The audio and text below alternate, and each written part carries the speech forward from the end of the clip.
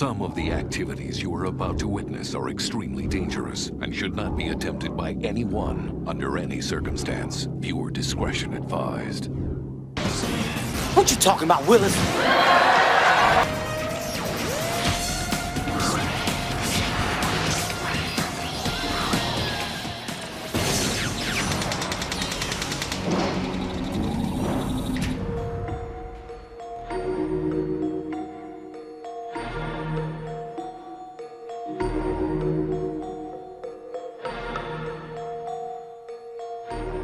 Welcome to the world of Ripley's, where the unbelievable is around every corner. Seth Enslow has a reputation as the motorcycle bad boy with the pretty boy looks. That was until he attempted to jump nearly 200 feet and landed face first. Motorcycle stunt riding is an extreme and dangerous sport. Seth Enslow knows this all too well. In an attempt to be the best motorcycle jumper in the world, Seth ends up looking like Frankenstein's monster after having his face surgically ripped off and stapled back on. All from this accident that almost cost him his life. Oh, God. He's got to be hurt. Even at a young age, Seth knew that he loved motorcycle riding. Bought my first bike when I was 16 years old in a truck and just started going to the races. He quickly discovered his jumping ability.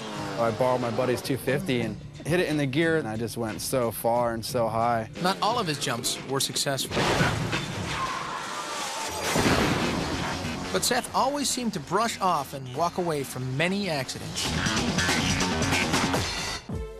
His girlfriend, Kristen, always supports him despite her fears. I'm always nervous when I watch him, but I just know that he's gonna do it. That's what I tell myself. Nothing could prepare him for his most dangerous dare, jumping his motorcycle farther than any other man. The distance, almost an entire football field. I was going to beat Doug Danger's world record of 251 feet. I was feeling that I wouldn't have a problem doing like 260, 265, maybe even 270. During practice runs, Seth consistently made shorter distances, but the winds continued to be a problem. Actually, the wind is a big factor in Apple Valley because it's out in the desert where it's real flat. The first day, I got up to about 190 feet, and the crosswinds picked up, going sideways. And I didn't want to risk getting blown off course and missing the landing. The next day, however, proved to be worse. During a test jump of 210 feet, an unexpected gust of wind pushed Seth too far.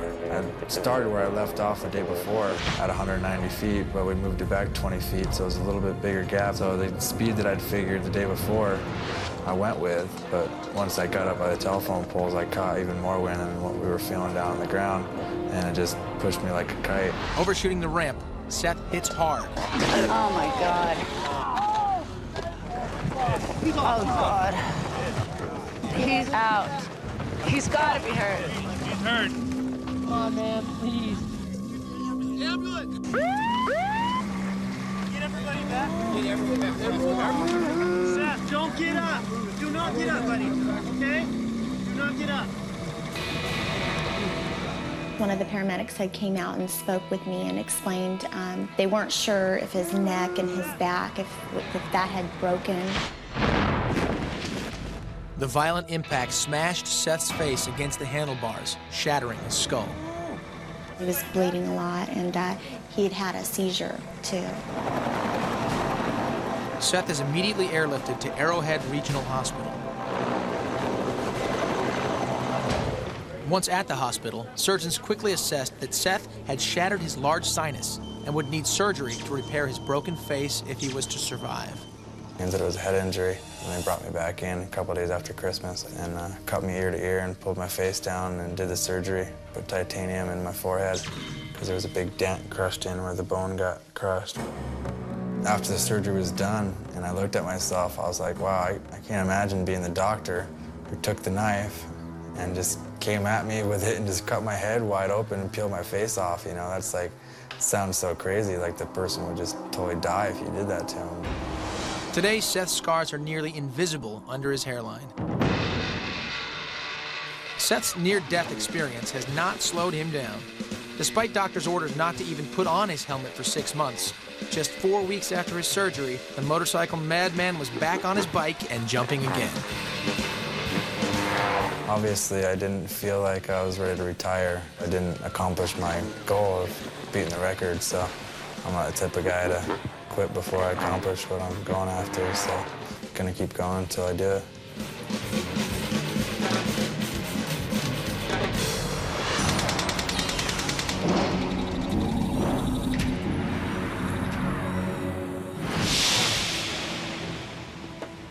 Dennis Abner believed that he would one day transform into a tiger. When at age 23 he looked in the mirror and nothing had happened, the Native American took matters into his own hands. Well, actually, now they're more like claws.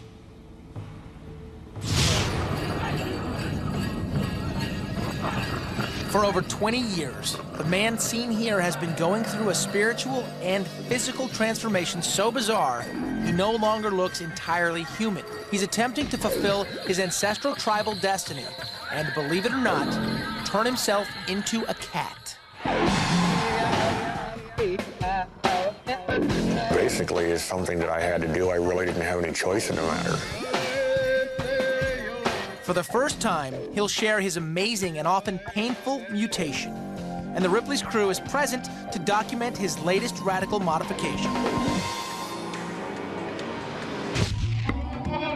Dennis Abner was born into a mixed Native American heritage. And as yearly class photos show, up through high school he was a normal-looking kid. But he was becoming more and more interested in his tribal traditions. Then in 1977, in a ceremony that would change his life, Dennis was given the Indian name Stalking Cat, an animal that, following Indian tradition, would become his spiritual protector, his totem. People who are closely connected to their totems will react and view things the same as the animal that is their totem. Soon he was even calling himself by the name Cat. I was getting closer to assimilating the emotions and reactions of a cat. But by 1980, simply feeling feline was no longer enough. Cat needed a physical transformation. He began a series of painful tattoos until every square inch of his head, face, and neck was covered. Well, I started out with the tattooing because at the time that was all I could find to get done. And although they do affect the way he talks, Cat's next change came with custom tiger fangs. He had them made after his dentist told him that his own teeth were in bad shape. We spent quite a bit of time going around with it, and he was somewhat intrigued with what I wanted to do, and it took some time to get the shape right and all of that, but he did a really outstanding job on them. And the modifications have become even more radical over the years. He's let his nails grow, reshaping them into extreme claw-like proportions. He's even obtained corrective contact lenses shaped like a cat's eye. But the man responsible for his most radical physical change is an Arizona-based body modification artist named Stephen Hayworth. All right. The two have been working together since 1996. I've never met anybody who is as eager and steadfast to get to their goal as he is. Over the last few years, he's injected a surgical-grade plastic into various parts of Cat's body, like his brow, giving him a more bulbous forehead. He even cut a cleft into Cat's upper lip in order to achieve a more cat-like mouth. His whole interest in the modification of his body is on such an incredible, deep spiritual level that it's almost hard to try to fathom the dedication he has. And despite an appearance that can only be described as shocking, Cat actually leads a fairly regular life, holding down a normal job as a successful electronics technician. And although he has very little contact with customers, his boss, Ralph Fenner, says he has no problems with his appearance. Peroxide on the low side. And, Cat is an excellent technician. Yeah, I think they're... If you close your eyes, you will never imagine that you're dealing with a person who appears as a cat. His character is very good. Otherwise, he wouldn't last around here.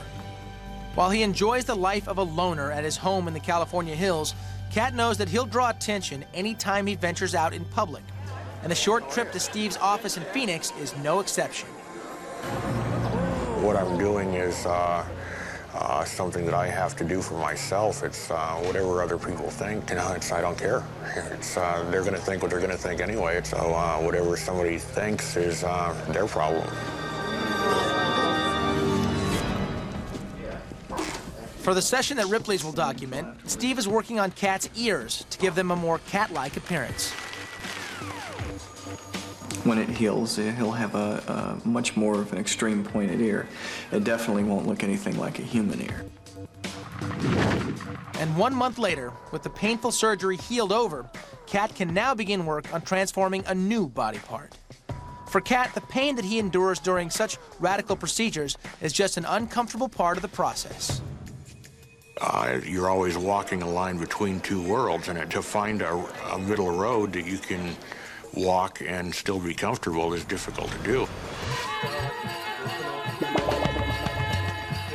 Cat, who is currently the spiritual leader of this 350-member Lakota tribe, plans to continue his amazing transformation. He believes that his tiger-like appearance is constantly bringing him closer to the spiritual world of his ancestors.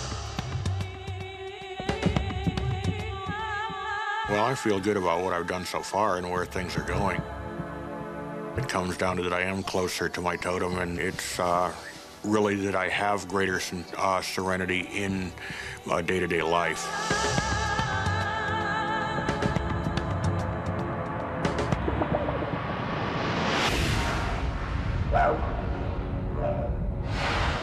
His next procedure is to insert hair plugs on his upper lip for whiskers. And his biggest fear is that he'll die before finishing the entire physical transformation.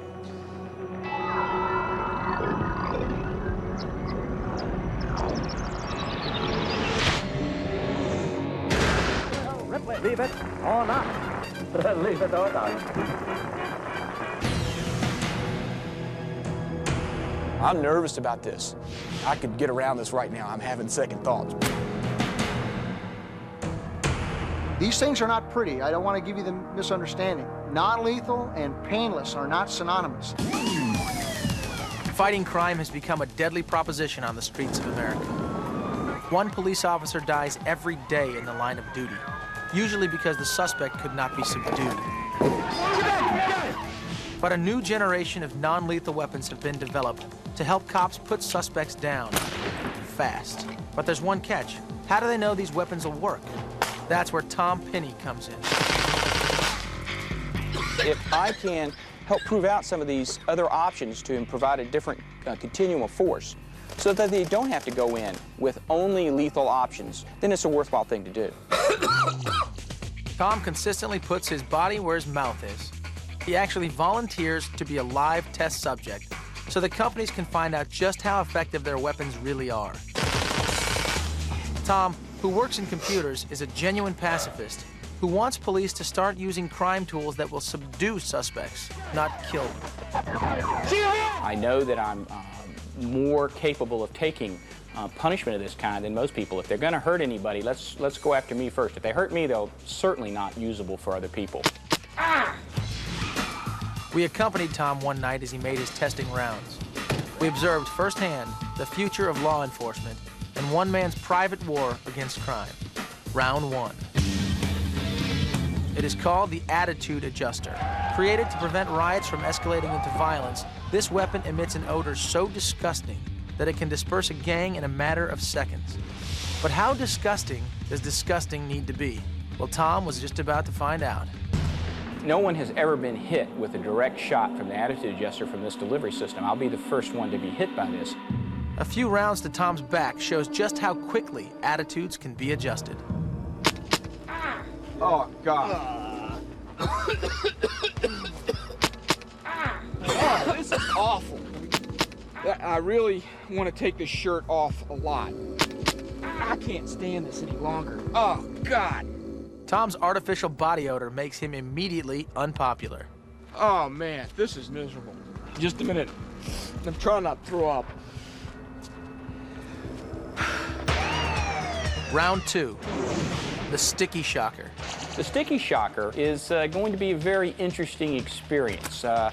Don't think it's going to hurt, but I also don't think it's going to be pleasant either. A wireless stun gun that delivers 12 to 15 10-amp electrical pulses per second. It can be fired at a suspect up to 35 feet away. Well, today we're not going to fire it. Today we're just going to put it on him and let it sit down. In order to dial in the right amount of incapacitating voltage, at first the settings are low. Well, low may not be quite the right word. Knocked me right flat back, but it was a funny pressure. That one hit pretty hard in the middle. Sat me right back down. Now it's time for Tom to receive a full dose. I'm ready. Do it.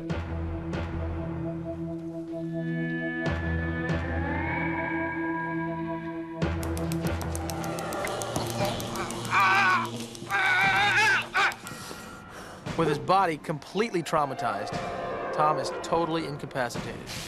That was fairly strong. And I am distinctly glad that it's turned off. And now, the final round. Tom will face a firing squad of crippling pepper bullets. Invented to subdue suspects, inmates, and disorderly individuals, these mini slugs will explode on impact, thrusting a disabling mix of pepper and tear gas into Tom's eyes, nose, and throat. Let's do it.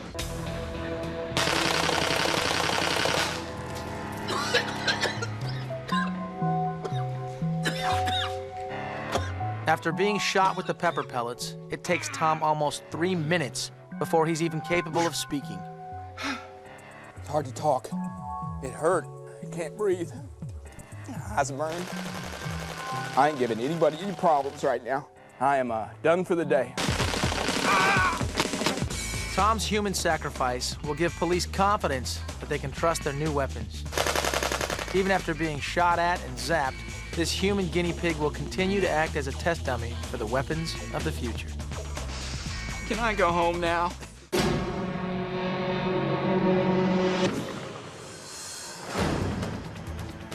There's a guy who does something so dangerous on his bicycle that he was not even allowed to demonstrate his unique ability here in the United States. He can pop a wheelie 150 feet high. It's not something anyone should try at home.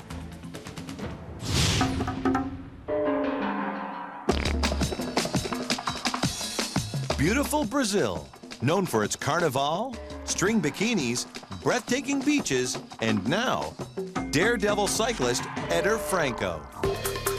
You see, today, Eder is attempting the riskiest ride of his life.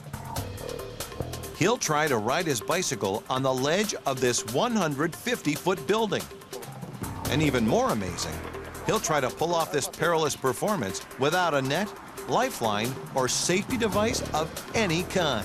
He's the only guy in the whole world that I've seen doing this kind of stuff, and it's pretty amazing. At 42 years old, Eder is a hairdresser and father-to-be. But having ridden a bike all his life, he's gotten pretty good at it. Still, this demonstration of skill and nerves could cost him his life. Because when you're riding hairpin curves 16 stories high on a roof full of holes, one wrong move can be your last. Eu me sinto muito livre, como se estivesse voando. E também me sinto bem e seguro por ter uma bicicleta totalmente apropriada para fazer esse tipo de manobra. To kick off his fantastic feat, Eder is now beginning the long climb up the ladder to the roof. Since it's the rainy season, Eder must constantly watch the weather. Moisture translates into slippage, a situation Eder and his brother Mauricio must prevent at all costs. It's an extremely risky feat that should never be attempted by viewers. Eder carefully inspects the surface, looking for anything that might interfere and plunge him to his death. Making some last-minute adjustments, Eder's ready for a warm-up. É muito arriscado, é muito alto. Nós estamos numa altura de quase 20 andares. Ele não vai fazer. Não vai. Oh man, this guy's crazy, eh? What a perfect sense of balance, eh? Can you believe it? No mistake, man. One step out of the way, you're gone. No helmet, no parachutes. Fearless, Eder rides with no hands along the roof's edge.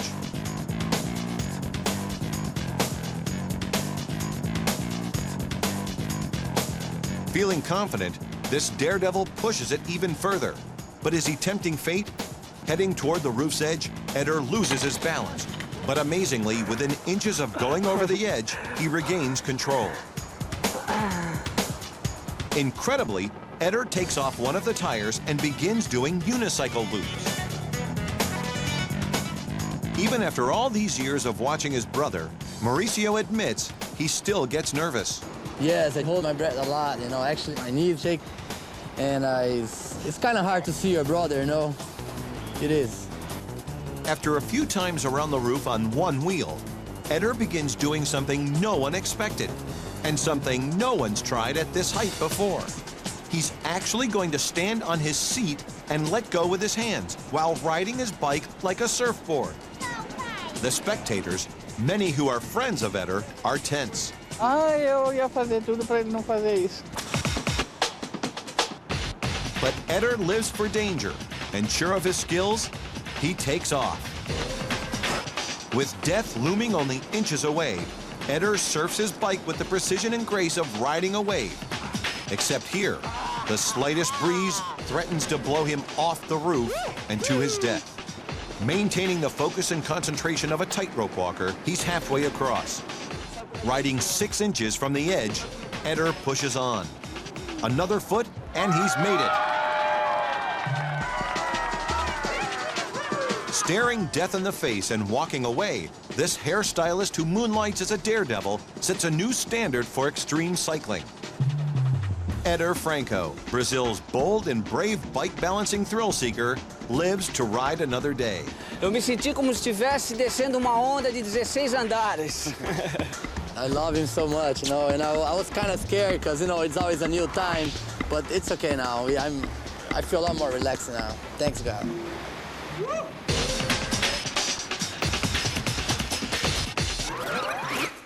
Whew. And I don't like heights.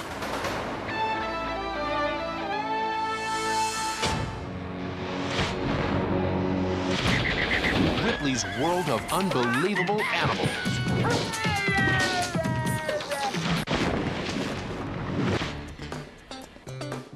Everyone knows cats can be picky eaters. But there's one tabby named Tessa that's taking finicky to a whole new level. Because, believe it or not, when this cat eats, she uses a fork. On a scale of 1 to 10, I would rate her table manners as probably a 7 or an 8. It all started when Faye Merle's kids left home, and she was left with only her husband, Bill, for company during mealtime. I just decided that I wanted to have someone else to eat with us. For several months, Faye worked closely with Tessa, using a technique that she's not sharing with anyone. I'd like to say it's a family secret. Now in the Merle house, mealtime is a big occasion. It begins with a quick cleanup. This is the way we wash our paw, wash our paw, wash our paw. The first course, gourmet cat food. And then this refined feline does her thing, shoveling it in with a fork. I taught her to eat the most expensive food on the market. But she's not only good with a fork. Now, when Tessa has a yen for noodles, she chows down using chopsticks. I thought it would be a good gesture since we were going to Korea. It's the best ice cream in the world. And when it's finally time for dessert, nothing but a spoon will work for this ice cream-loving cat. According to her owner, Tessa's table manners have opened up a whole new future. Tessa has dreams. She would like to meet Tiger Woods and David Duvall. She would love to have a meal with Oprah Winfrey. And she would like to be a movie star.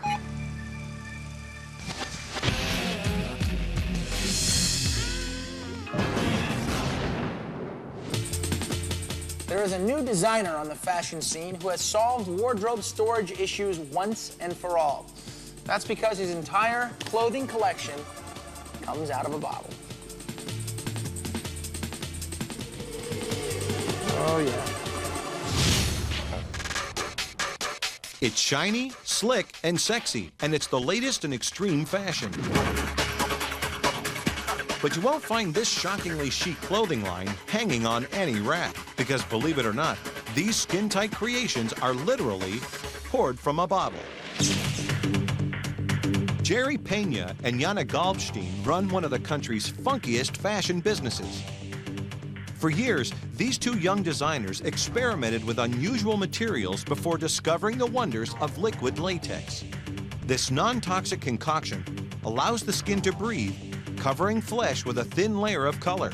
The clothing is a bold statement for those who dare to go almost bare. When you wear it out, it has a sort of a sexy, sensual feeling because it's almost like wearing nothing at all. But you know that you're actually covered in a thin layer of latex, and the feeling can be very sexy, it can be fun, it's very attention-getting. It's really fun. The more you wear it, you have the comfort and ease as if you were walking around naked, but yet you are wearing something. A liquid latex night on the town begins with a quick moisturizing rub-down. This prevents the latex from sticking to the skin. It's really cold to the skin, but once it's actually on the skin, it feels like it's blending in.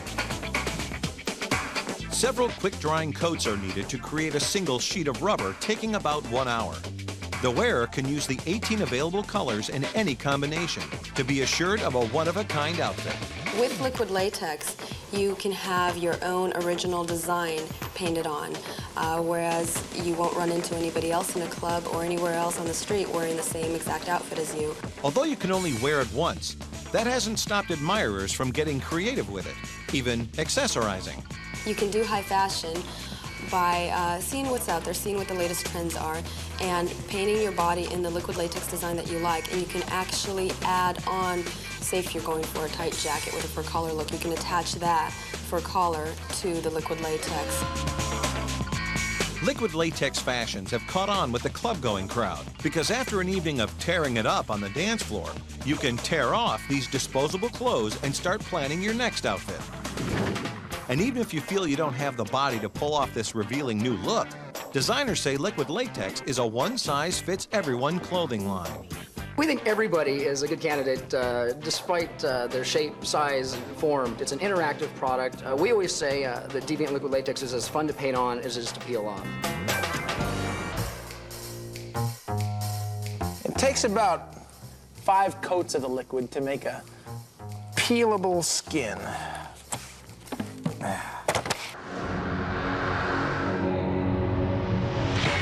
Unbelievable people doing unbelievable things.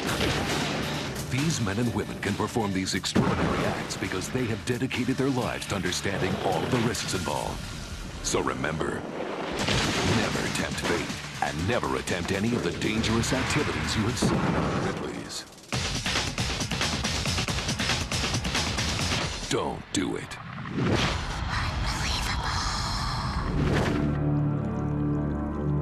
Jim Cheon is a man who's definitely got milk. You could even say Jim is obsessed with it.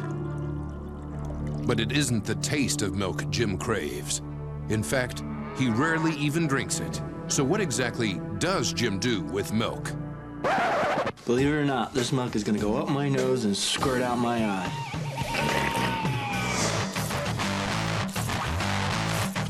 Jim is the pride of Milford, Pennsylvania, where he alone has perfected the art of milk squirting. He first learned he had this amazing talent as a child. One day while swimming underwater, Jim found that he could blow bubbles out of his eye sockets. Jim, can I have some milk in my coffee? Soon Jim was blowing more than bubbles. He was snorting milk up his nose and squirting it out of his eye, hitting any target he could find. The milk moves up his nose and into a passageway known as the nasolacrimal duct that is normally used to drain tears. But of course, Jim has learned to reverse the flow. I actually suck it out my nose, hold my nose, and like I'm going to pop my ears, it just squirts out of my eye. Ever since perfecting his art, Jim has been squirting milk for anyone who'll watch. He even prides himself on being able to squirt further than the local dairy cows. The cows got nothing on me. Today, he'll attempt to squirt farther than ever before. Jim and his friends have gathered at their favorite hangout to witness this unbelievable act. What Jim does is very dangerous. The duct the milk flows through is extremely delicate. Any remaining milk left in the passageway can cause a serious bacterial infection. So please, don't try this at home. He begins by snorting roughly half an ounce of milk up his nose as he prepares to go the distance. Using precise muscle control and a buildup of air pressure in the nasal cavity, the milk begins to blow. Amazingly, he does it.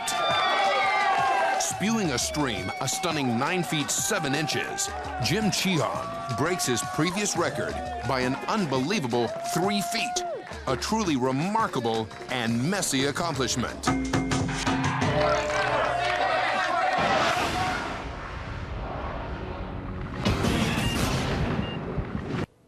Now, when Roberto Ramirez was just a baby, he contracted what doctors believed was the flu.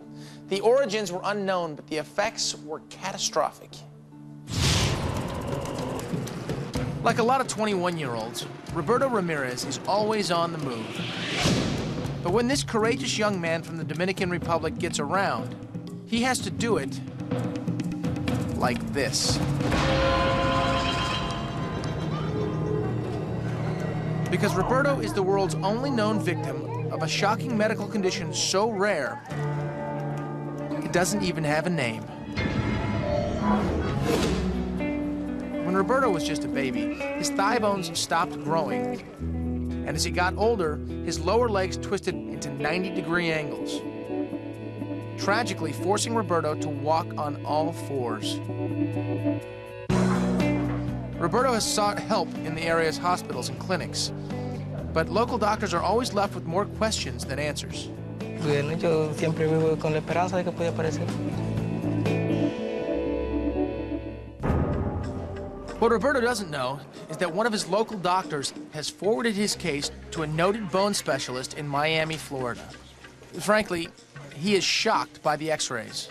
I've never seen anything like this at all before.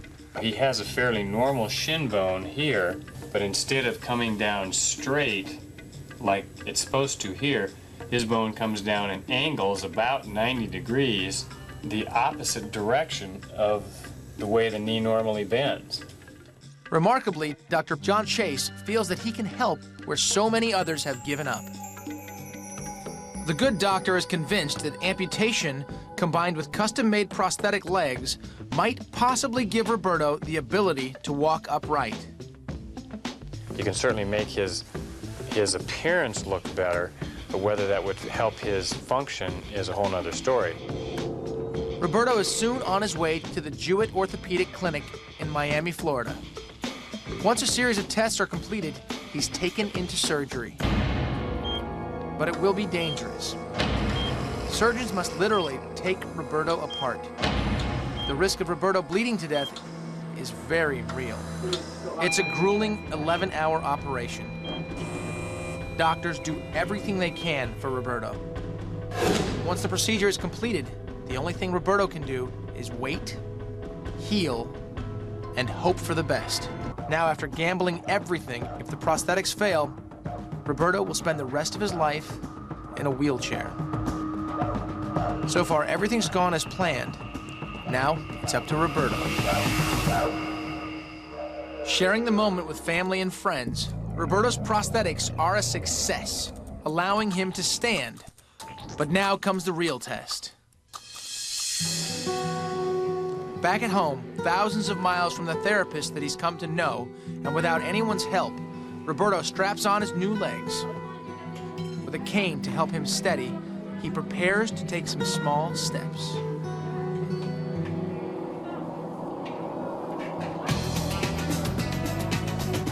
Amazingly, Roberto adjusts quickly, even walking the rough terrain of his village streets with pride. Doctors expect it should only be a matter of months before Roberto masters and refines his step. Tengo esperanza de que puedo trabajar y estudiar y hacer lo que yo quiera. With his new life ahead of him, Roberto plans to finish school so he can fulfill his dreams of being a teacher, all the while taking plenty of long walks. Shocking stories you have to see to believe, only on Ripley's. This is the basic model that art students use when they begin to study the human form and position. And when you think of the body as art, you think of beauty, fluid curves, and graceful movement. Well, all of that is about to be thrown out the window. A recently opened art show has been shocking spectators with a graphic new series of sculptures. But these are no ordinary museum pieces. Believe it or not, all these works of art are created using actual human bodies. And some, like the plastinated body of an infant, are so shocking, they're far too graphic for television. Anatomic art, as it's called, is the brainchild of German physician Dr. Gunther von Hagen. A man who sees himself as a modern-day Leonardo da Vinci, but has been called a real-life Dr. Frankenstein. This exhibit gives a new approach to death. In the past, similar sculptures were preserved using wax instead of plastic. But plastination, invented by Dr. von Hagens, makes the bodies more durable and easier to manipulate. Here's how it works. First, the donated corpse is soaked in formaldehyde. Next, it's placed in an acetate solution and frozen. Then, the body's cavities are injected with molten plastic. Unbelievably, the plastinated flesh can be sliced millimeters thin.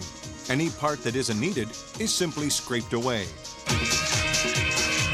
The entire process takes between 400 and 600 hours. And though plastinated corpses were originally intended to be learning tools for medical students, the doctor soon realized his handiwork had other applications. I immediately foresaw that this new technology will revolutionize anatomical teaching, but I never thought that it will have such a cultural impact. Here on display in Germany, the exhibit called Body World has attracted millions of visitors. The ghoulish gallery includes pieces like The Runner, The Fencer, The Expanded Body, The Pregnant Woman, even a rider on a plastinated horse. But perhaps no exhibit shocks people more than this one.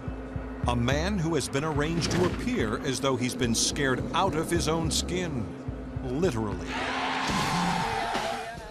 The museum's steady crowds of visitors report a wide variety of reactions. I was afraid that maybe I would get some nightmares. It's very difficult. I mean, it's difficult relating the fact that that was a person who had a name and who had a life and who had a family. Dr. von Hagen's works are not for sale to the public, but are available to universities for teaching purposes. And incredibly, some visitors have been so moved by the anatomic artwork that they've even offered to donate their own bodies.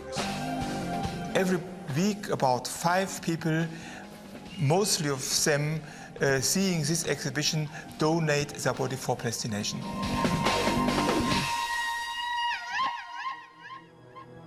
Yeah, that one creeps me out, too. Ripley's world of unbelievable animals.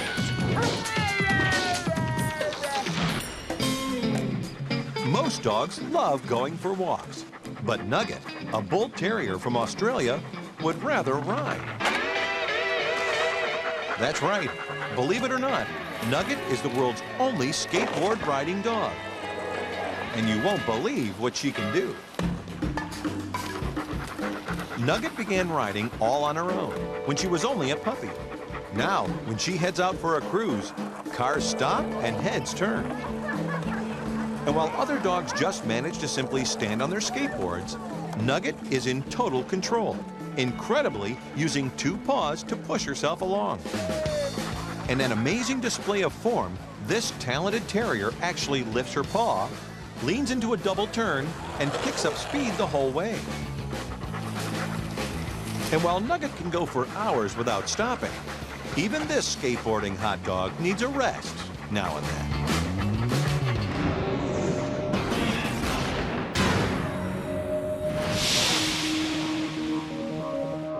Here on Ripley's, things are not always what they appear to be.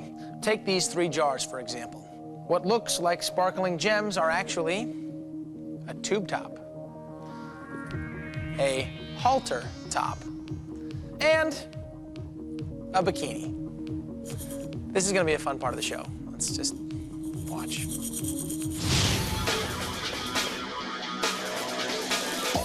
Women have always adorned themselves with jewels to complement their outfits. But now, thanks to fashion designer Tina Marie Stoker, precious stones are no longer just an accessory. Because believe it or not, Tina Marie and her team are turning gems into clothing. And these models are trading in their old-fashioned look for some sexy new jeweled designs. Tina Marie has always loved fashion. And it was back in 1996 that she came up with the idea for wearable gemstones.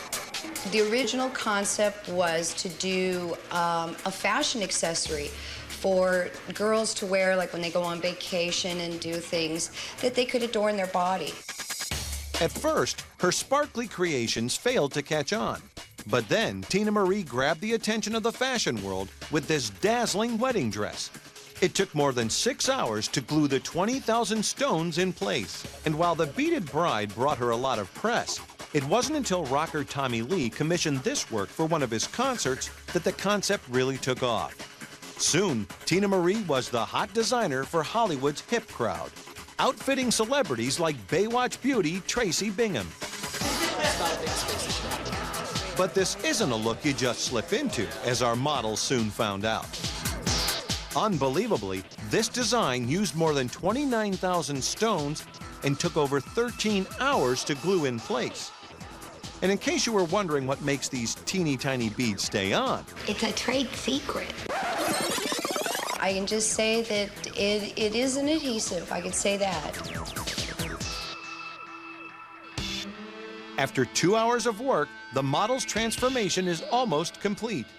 You feel more covered than you think. You really do. You don't feel exposed. And with a few more gems, these women are ready to hit the town.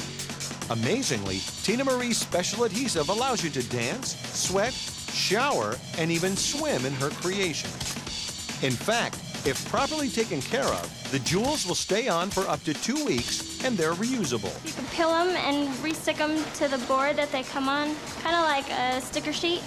And while smaller pre-made jewelry clothing designs sell for between $15 to $20, Tina Marie's handled special orders anywhere from $2,000 to a whopping $50,000. Outfits everyone seems to be taking a real shine to.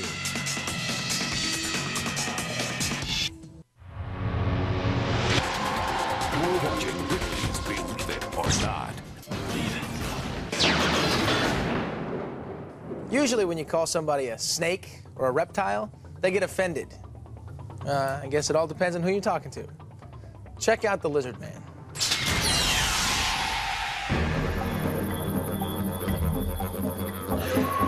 He's at the other end of normality.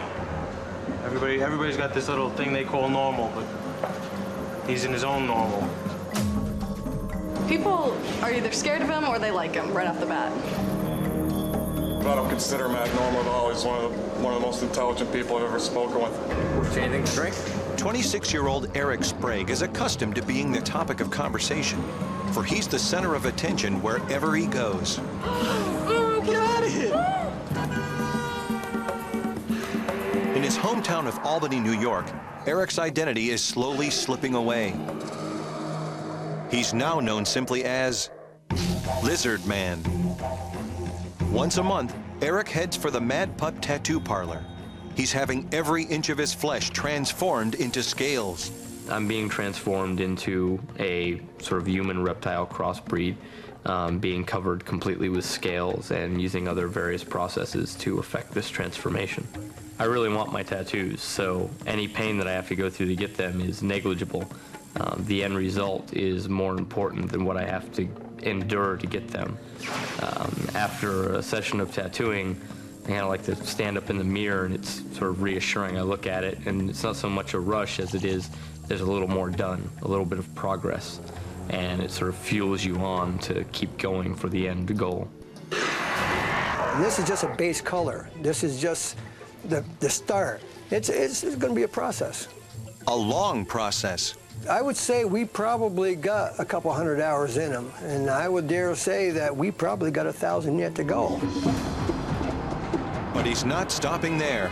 I've had my tongue bifurcated or split, thus mimicking the tongue of a snake and certain other lizards. I've also had implants put in subdermally in my face. Above each eye, 5 pieces were inserted, giving me a horned ridge effect over each one of my eyes. And I've also had my teeth filed using a dentist drill. A number of tips were used, and they were carved into the shape they're in now. It's easy to dismiss Eric's extensive body modification as nothing more than a cultural declaration of independence. But he says it's actually for more sociological reasons.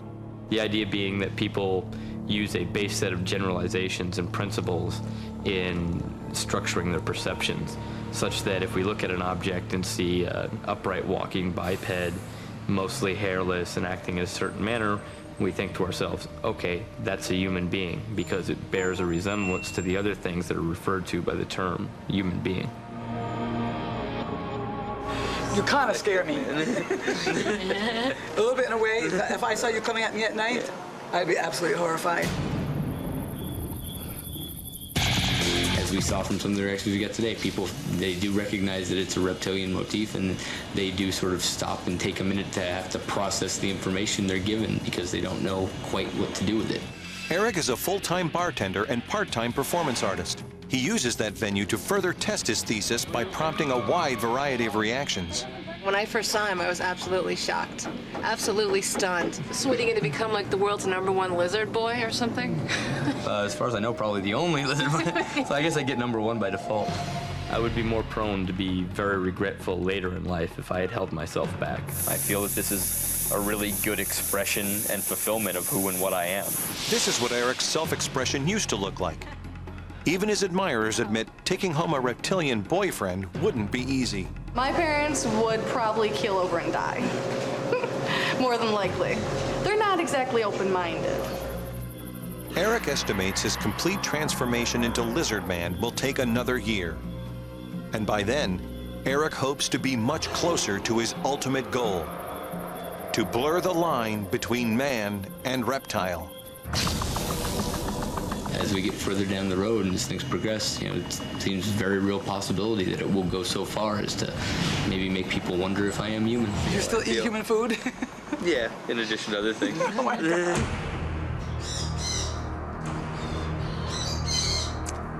Very appetizing. Enter Robert Ripley's archives. Let's go with the show. Robin Ripley, leave it or not. Leave it or not. The year is 1952, and the acrobatic San Filippo family of Paris incorporates their bouncing baby boy into the act. The family's newest addition is already following in Dad's footsteps, tackling a pair of gymnast rings. Amazingly, though only 7 months old, his upper body strength is advanced to the point where he's already supporting his entire body weight. The family credits a strict vegetarian diet and intense training at an early age for this baby's remarkable agility and strength. Believe it or not.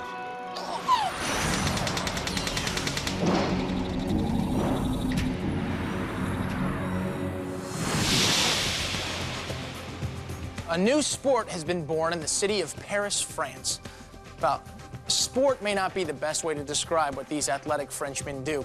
They call themselves yamakasi, And what they do is a cross between ballet and building jumping. Now, don't be fooled. These guys make it look very easy, but they have years of training under their belts. They leap rooftops, scale walls, and jump fences. No, they're not running from anything. These city kids have invented a radical pastime, half sport, half urban ballet. And it all happens in these inner city surroundings. All on their own, they've developed the kind of moves most pro stuntmen wouldn't even try. And now these daredevils are even starring in their own movie. We are the first in the world to do what we are doing now. We create this movement. Nobody did it before.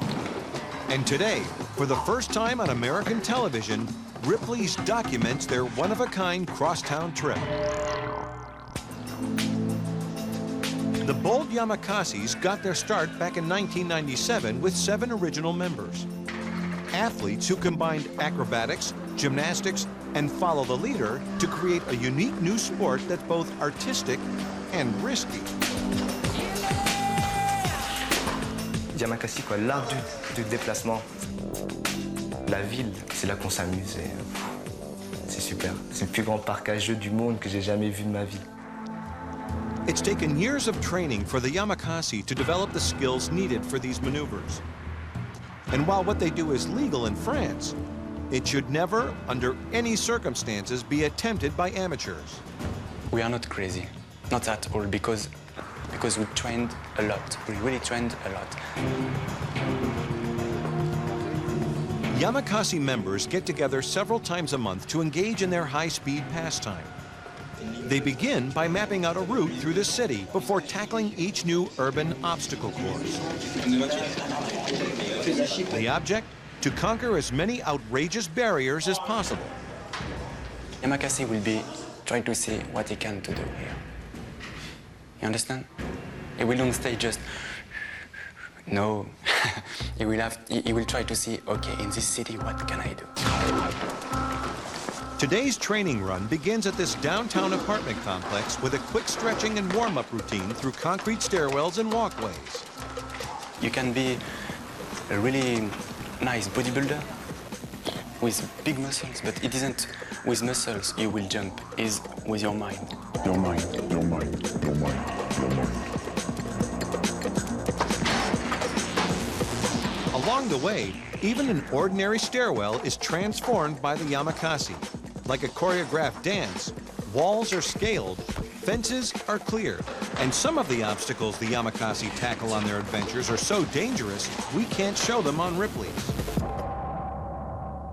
Yamakasi, we know each other since we are kids. We grew up together, and we believed in what we did, and we continue to do it. We never give up. It wasn't always easy, but we never give up.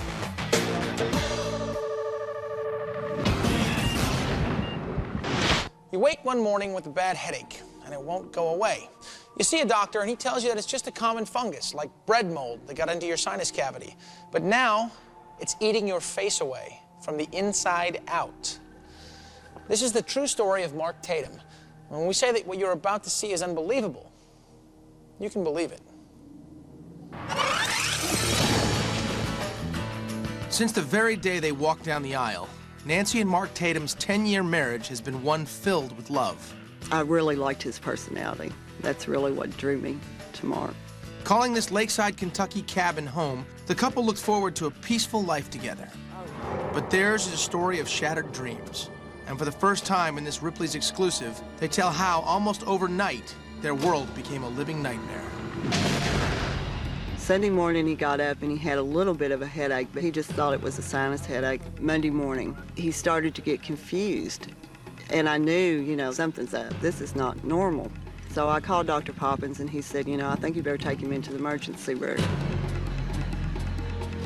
When I saw him in the emergency room, I knew that he was very sick, and we rushed him up to the ICU.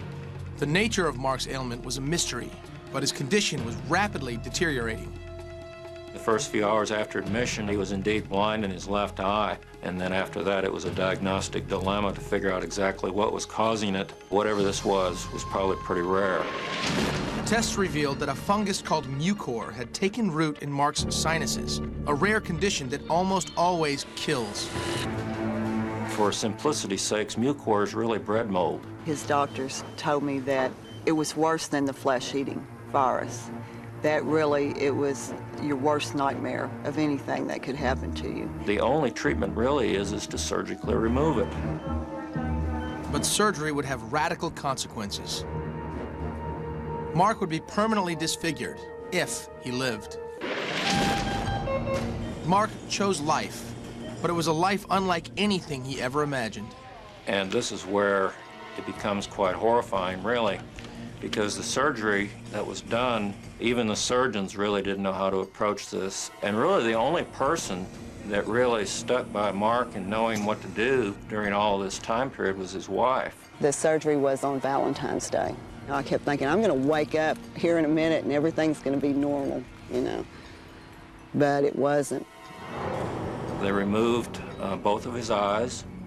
They removed all of his nose, and basically everything from his eyebrows down to his tongue was removed. While the terrible reality of what was happening was almost too much to bear, Nancy was determined to stand by her husband. Everybody gave up on me, except Nancy. She just wouldn't let go of me. It just brought me back. I can't explain it. Defying all odds, Mark survived the surgery. But there was little doctors could do to prepare anyone for the shock of seeing him without a face. The nurses would come in, but they were really scared to do anything. They just weren't able to come into the room and take care of the patient the way they were supposed to take care of him, because they just never really seen anything like this before. Until you see it, I don't think you can imagine it. They had me stand at the end of the bed and they put a chair behind me so if I passed out, I wouldn't fall on the floor. This is Mark today, almost a year and 11 surgeries later. And although this was the face his wife Nancy fell in love with, this is the Mark she loves today. She's been through heck. She's had it hard too. And you know, I got to sleep through a lot of it. But she's had to walk through it and wait and stay up all night and watch over me. And she's just done a great job.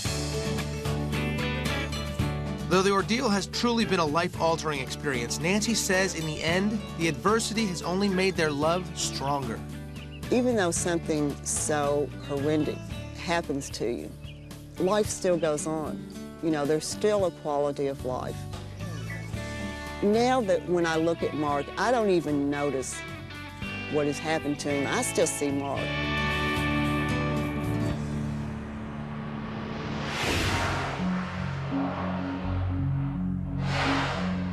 This is the first time that Mark has ever appeared on camera.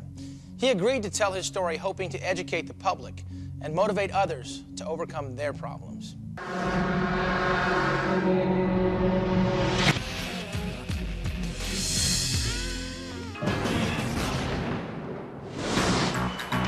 These days, flying is one horrendous nightmare.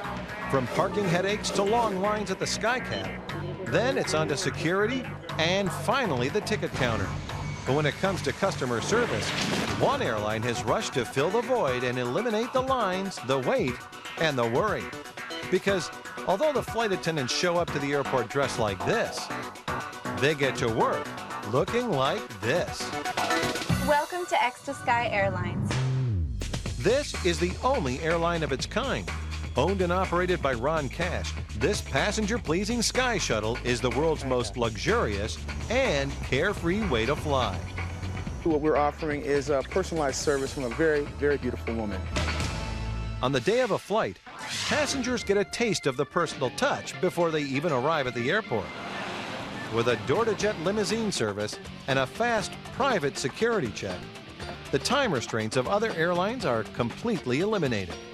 We have our own security company, and they're used by a lot of big-name people like Madonna, and they'll go through their bags beforehand. But when they get to our airline, their bags are going to be checked in immediately. We have 3 emergency exits located, 2 at the back and 1 at the front. Once on board, trained flight attendants provide services you won't find anywhere else. Stressed out businessmen are treated to shoulder massages, manicures, pedicures, and even facials at 35,000 feet. But that's not all. Gourmet meals, music CDs, and an array of DVDs for the passengers' enjoyment are also available on the in-flight entertainment menu.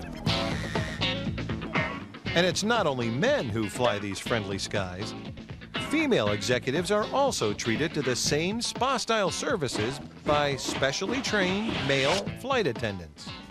In the unlikely event that we experience the loss of cabin pressure, an oxygen mask will drop. You place it over your head and breathe. And while there's no doubt the unconventional uniforms will get your attention, so will the airfares. You see, there's a premium price for stress-free flying, with ticket prices starting at $2,000. But for clients who insist on being pampered in the lap of luxury, the service is definitely worth it. Most of our clients don't even want to land. They want us to keep going around the airport. They say circle and circle. So, I mean, they're really into the whole experience, and we're very happy about that. Believe it. Nearly every kid has been scolded at the dinner table not to play with their food. Well, apparently for little Matthew Crowley, that warning went in one nostril and out the other. Yeah, I said nostril. And I hope you finish your dinner because you won't want seconds after this. Matt Crowley has an unimaginable way of consuming food. He can devour this table of condiments and more through his nose. I've always been interested in science, the way the world works, chemistry, medicine. Got anything for a runny nose? Probably the most meaningful part of the whole day is being able to help people out, answering their questions, talking about their concerns. The most common treatment for that is going to be antihistamines. Matt is no ordinary pharmacist. Actually, he's no ordinary human being. His fascination with the human body has led to a demonstration that is best seen, not described. I'm not out to try to horrify people, and I honestly, genuinely hope that people are entertained. That's what I hope to do. Just what is Matt doing? It is called a gastric lavage, a practice that usually requires a medical device used for pumping out people's stomachs. A recent newlywed living in Seattle, Matt and his wife enjoy a quiet life at home when he's not working.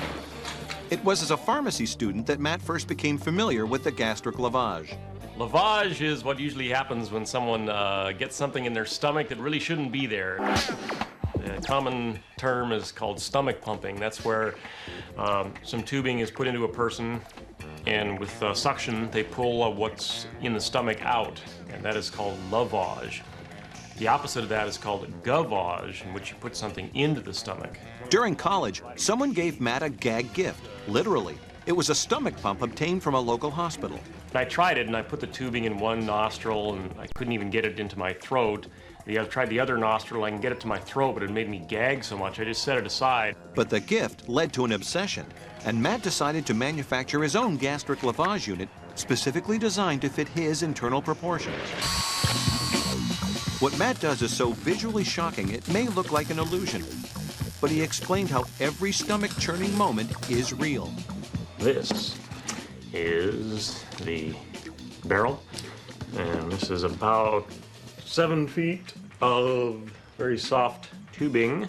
This is the very end that actually goes in the nose. We fill this with liquid. My assistant plunges it like this, pulls it back out here, and we are able to evacuate a large amount of the liquid that goes into me. Matt rounded up an audience of his peers to demonstrate his talent step by step. Good evening, I'm Matt the Tube Crowley. This is what I call the tube demonstration. The tubing goes 7 feet inside Matt's body. Using a stomach pump on yourself is extremely dangerous and certainly not recommended by doctors. He starts by filling up the chamber with carbonated soda, then an antacid, then chocolate syrup, and finally, ketchup. Your body is saying, shouldn't be there. Your mind tells you to pull it out, stop doing this. 40 ounces of Matt's concoction are plunged down the tube. It's like going from an empty stomach to the feeling of a full Thanksgiving dinner in about 20 seconds. It does become painful up until the time that the pressure is removed by pulling out the contents. But Matt's not done yet. What goes in is now coming out. The liquid is being sucked back into the canister.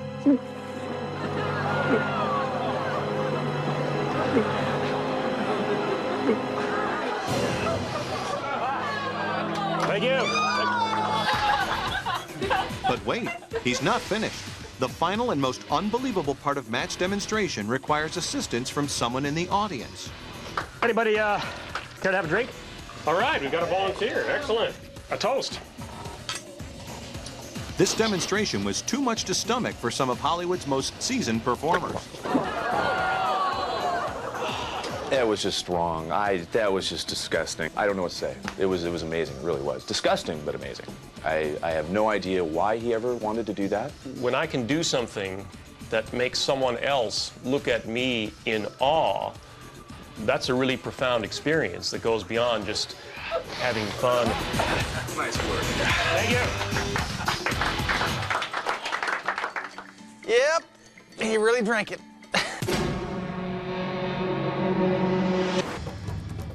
Ripley's World Tour. There are thousands of religious denominations throughout the world, and they each have their own unique form of worship. But few spiritual denominations can match the startling display of what happens once a year here in Phuket, Thailand. These religious zealots impale their cheeks and tongues with objects that make Westerners shudder in disbelief. It's a horrible thing to look at. I have a bit of weak feeling in my body today. I was not prepared for this. It's something incredible. We have to see that. We have to see that in life. We only one time. Each October, thousands of members of the Chinese ethnic community come here for the annual Vegetarian Festival. Followers give up meat and other pleasures during the 9-day celebration, but they also take things to the other extreme, marring themselves as an expression of their devotion. It's meant to symbolize a sacrifice to the gods who saved their ancestors from a malaria outbreak back in 1825. Part of the preparation for the ritual involves a period of meditation in which the participant calls on the aid of the deity. This meditation frequently leads to trance-like states that enable believers to perform unheard-of acts of faith. Walking on red-hot coals and climbing specially designed ladders made with razor-sharp edges are just a few of the feats performed here. Still, nothing can prepare visitors for the ritual of self-mutilation. This unimaginable part of the festival is gaining widespread notoriety due to the extravagant displays that take place in front of several of the temples in town. Festival organizers, wearing rubber gloves and using sterile instruments, actually assist some 600 believers who pierce their cheeks and tongues with an astonishing variety of objects. Everything from umbrellas to car antennas to lamps. Believe it or not, these self-inflicted acts cause minimal bleeding and miraculous healing within days. The Vegetarian Festival concludes with the whole community crossing over a bridge, confident the gods will bring them peace, harmony, and prosperity in the year ahead.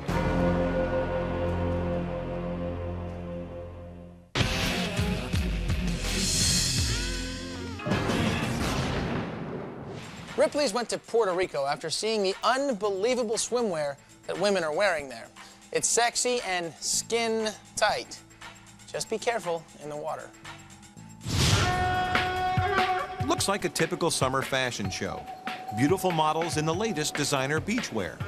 But believe it or not, some of these women aren't wearing clothes at all. It's the latest provocation from cutting-edge artist Filippo Iocco. I do want people to react, and I want people to use their imaginations. Filippo began painting these incredible lifelike creations in 1996, after his more conventional paintings on canvas failed to get him noticed. I was tired of having shows where people walk into a gallery and then they leave and they forget everything. And I didn't want to have that anymore. I wanted to have a show where people stayed and people remembered what they saw for at least 2 weeks. Living and working in San Juan, Puerto Rico, Filippo's body painting began with nothing more than a brush, some paint, and a lot of imagination. Close your eyes. As a fine artist, abstract for me is exciting. The way the colors move, and every time the model moves or every time you look at it, you see something different. Filippo's creations eventually turned from abstract-style artwork to dead-on realism, and the work began pouring in. I started getting a lot of calls to do painted fashion or bathing suits, so I did, and I like it a lot. To create the ultimate deception, Filippo often glues string and other items directly to his models' bodies. I like to add realistic things to make it look even more real, because that'll fool the eye more. Filippo's goal is to match the real thing so closely that observers can't tell what's fabric and what's not. And while his creations are designed for maximum exposure, for Filippo, there's a fine line he tries not to cross. I have to be careful because, you know, there is nudity involved. I don't want it to come across as pornographic art or like cheesy art.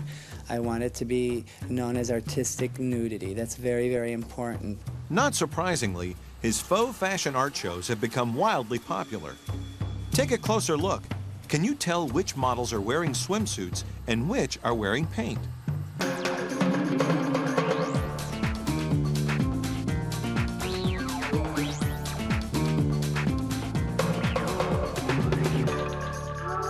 I'd say that half of them had me fooled. I kept thinking that these were mostly bathing suits. The girl with the corset and the darling black hat, she had me completely fooled. Oh, it was very beautifully done. And that's exactly the reaction this artist lives for, because nothing pleases Filippo more than painting the wool over people's eyes. I get a burst of energy. I guess like a natural high. I love it.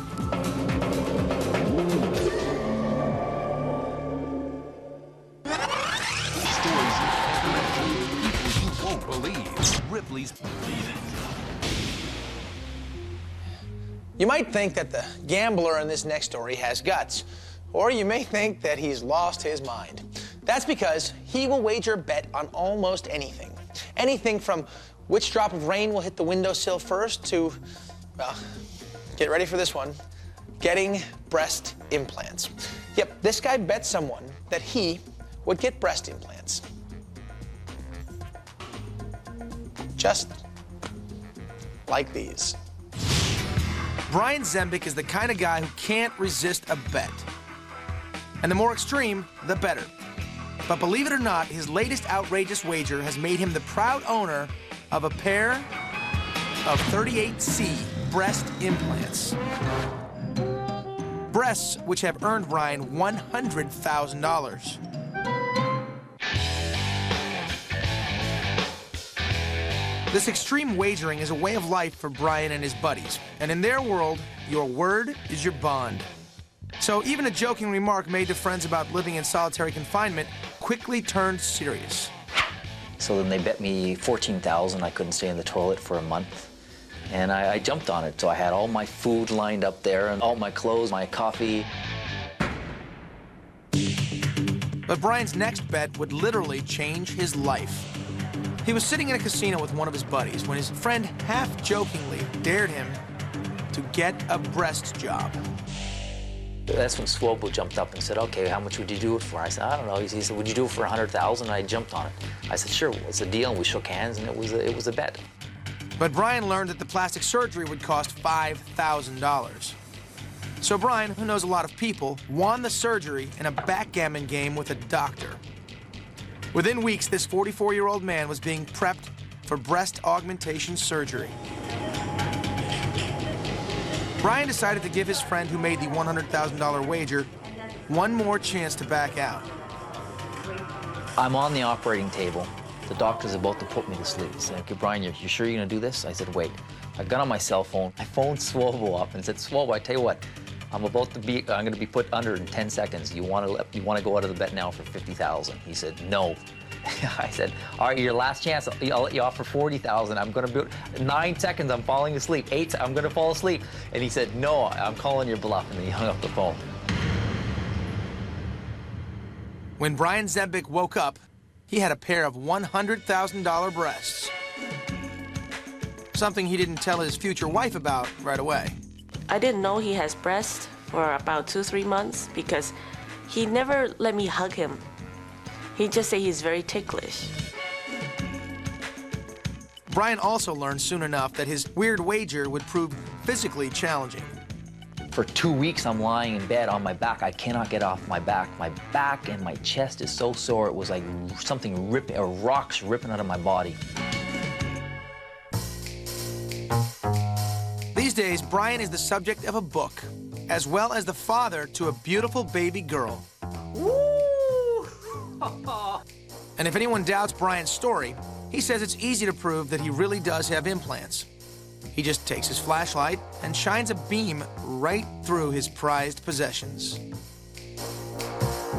At the beginning, I was showing. Now I don't bother showing people my breasts. I say, forget about it. Go just look at the book. So what's the real reason Brian won't remove the saline breasts? Well, along with the $10,000 he receives for each additional year he keeps the implants in, Brian says that he's afraid of the pain involved in having them removed. It requires the agility of a hockey player and the balance of a gymnast. It's called buggy rolling.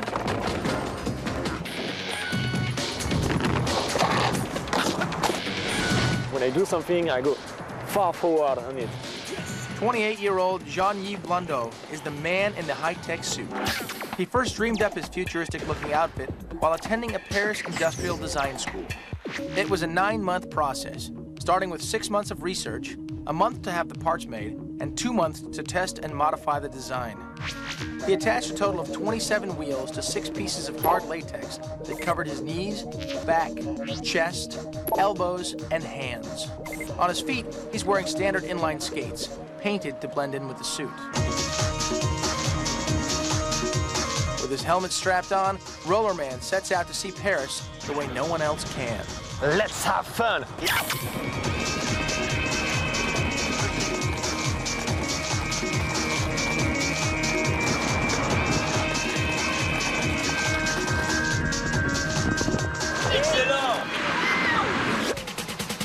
Speeding past shoppers on Paris's famous Champs-Élysées, Rollerman shares an important tip.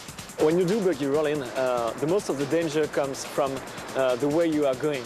You must know how to stop. And that's especially important when you're traveling at more than 30 miles an hour.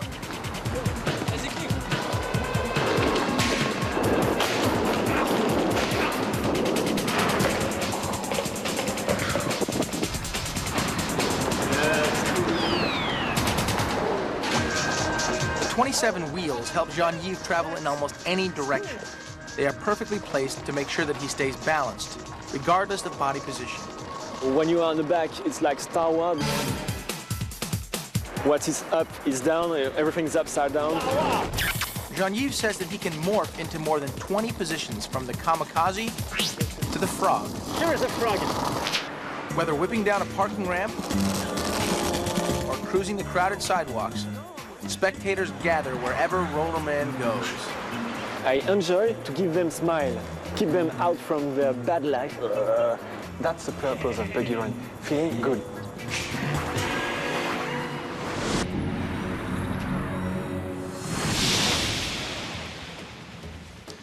Off-road driving can be a lot of fun.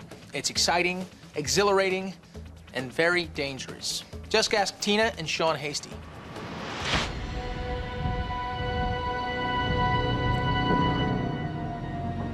Newlyweds Tina and Sean Hasty thought a weekend of four-wheeling in Utah's Moab Desert would be the perfect getaway. But this day of off-road fun turned into a driving nightmare. What's truly unbelievable is that the couple walked away from this bone-crushing crash. This crash had fatal written all over it. I've done 539 crash tests, and they've all been on level ground. This was a tough one to escape. And now, for the first time since the accident, the Hasties reveal how they survived this 19-second ride of horror. Four-wheeling in the desert was an annual event for Tina and her family. But for her new husband, driving off-road was a new experience. It was a family thing, so Sean was being initiated that weekend. For 3 days, the family had a blast. But before heading home, they decided to check out Lion's Back, a 250-foot-high sandstone rock with a sheer drop on either side into slick rocks. For a thrill, four-wheelers challenged themselves to this drive up and down this dangerously steep slope. Tina and Sean got the courage to try it out. It was pretty exciting because you're going up at such a steep grade that you can't really see around you. It's just straight drop-offs on both sides. And you drive all the way up and you get up to the top and you turn around and, you know, everybody cheers for you. It's a fun thing to do. Tina had always harbored a fear of heights, but the flawless weekend had calmed her, and she actually decided to drive their 1977 Blazer up the hill herself. Well, I was excited. I was gonna do this and conquer it. With home video cameras rolling, Tina's mother, Judy, watched her daughter get behind the wheel and sensed something was terribly wrong. You can call it mother's intuition, call it whatever you like, but the minute I knew that Tina was behind the wheel, I knew that we had a problem. Tina turned the Blazer around slowly and then began her descent. Almost immediately, the brakes went out and the Blazer careened out of control. Sean and Tina were helpless as they rolled faster and faster. It seemed like time stood still as we were going down. I don't remember thinking about dying. I just remember trying to get it to the bottom. The truck plummeted off the rock at about 75 feet, traveling at 30 miles an hour. I told Tina to hold on. I just told Sean that I loved him. The silence was deafening. The first time you see it, you're sure they're not going to survive that crash. They're not going to make it down the bottom of the hill alive. I had no idea what was going to happen, except my worst of fears were that they were not going to come out of this alive. Miraculously, the Blazer nosedived into the desert sand. Landing in the dirt is what saved their lives. Landing on the rocks, and there were so many rocks for them to land on, would have been just horrible. Tina suffered only a broken leg, and Sean walked away with a few cuts and bruises, vowing to never ride again. Today, they visit Lion's Back with their family, knowing how fortunate they were to survive this 75-foot plunge.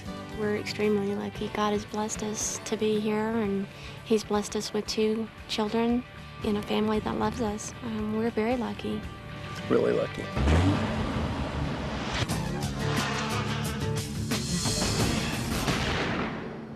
Bungee jumping is illegal in many places, and for good reason.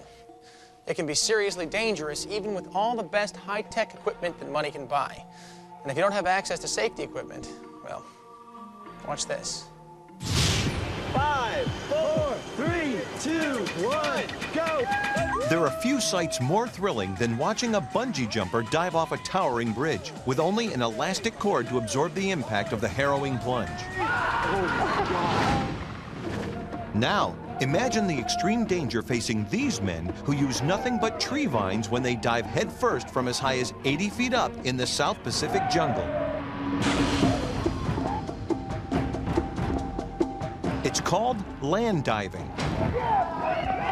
Here in the remote nation of Vanuatu, in the jungles of Pentecost Island, this astonishing ritual has been a part of local culture for hundreds of years. According to anthropologist Mary Womack, the practice can be traced back to an ancient legend about a man whose wife runs away after the 2 of them have a disagreement.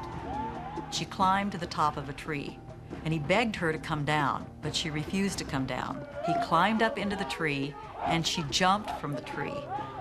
He didn't realize that she had vines tied to her ankles, so he jumped after her. She lived, and he died.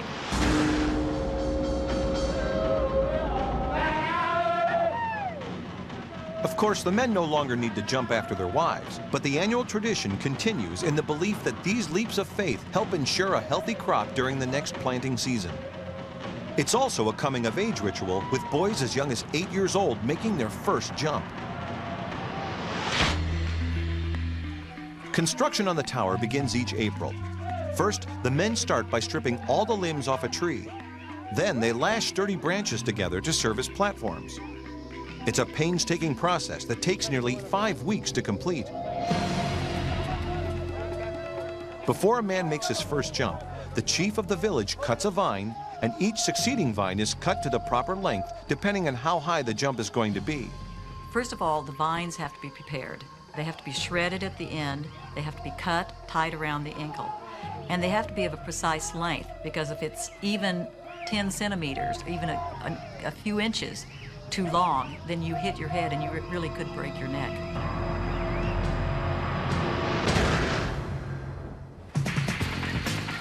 Ron Jones, the president of BungieAmerica.com, has made more than 4,000 bungee jumps. He points out that using a vine is significantly more dangerous than using a rope. When that vine pulls tight, it's going to snap hard. In fact, hard enough that sometimes it doesn't even stop them in time, and they do hit the ground. To protect the jumpers as much as possible, the ground below the platform is turned up to make for a softer impact. But even so, the higher you go, the harder the landing. And the men frequently feel pressured to jump higher than others to show how brave they are.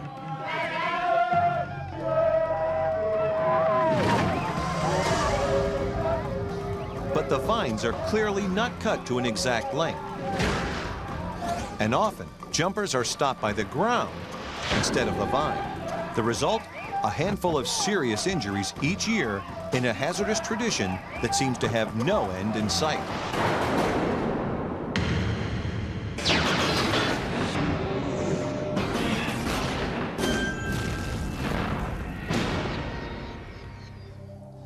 Trying to get inside the mind of a serial killer has been baffling until now. Mass murderers are nothing new. One of the most brutal killers was a turn-of-the-century German psychopath named Peter Kürten. And this is his head. Still has his hair and eyelashes.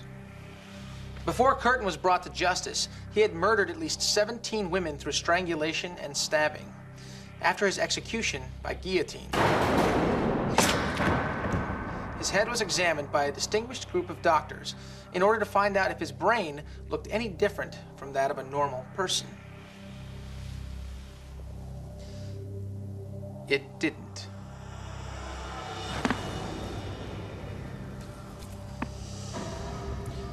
Unbelievable? Believe it.